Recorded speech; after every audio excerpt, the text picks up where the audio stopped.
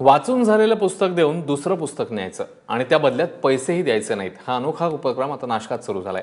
कुसुमाग्रजांच्या निवासस्थानी सुरू असलेल्या पुस्तक घ्या पुस्तक द्या उपक्रमाला चांगला प्रतिसाद मिळताना दिसतोय। ग्रंथ आपल्या दारी या माध्यमातून विनायक रानडे यांनी मोफत फिरतं वाचनालय हा उपक्रम सुरू केलाय। यासाठी वाचकांनी आपलं वाचून झालेलं पुस्तक दुसऱ्याला देण्यासाठी इथे आणून द्यायचं आणि त्या बदल्यात दुसरं न वाचलेलं पुस्तक घेऊन जायचं, असा हा उपक्रम आहे। कुसुमाग्रजांच्या निवासस्थानी 23 एप्रिल अर्थात ग्रंथ दिवसापर्यंत हा उपक्रम राबवला जाणार आहे। कुसुमाग्रज प्रतिष्ठानच्या ग्रंथ तुमच्या दारी या उपक्रमाने महाराष्ट्रच नव्हे तर भारत आणि भारताबाहेर वाचकांपर्यंत अनेक पुस्तकं पोहोचवली।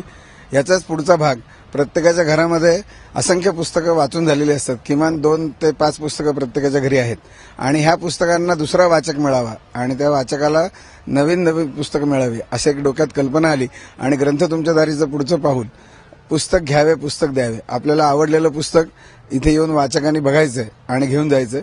फक्त हा आनंद दुसऱ्याला देण्यासाठी आपल्या घरातलं एक पुस्तक त्यांनी आम्हाला द्यायचंय। प्रत्येक जण म्हणायला लागला ही वाचून झाली, म्हणजे ही संग्रहित न राहता त्यांना नवीन नवीन पुस्तकं वाचता यायला लागले।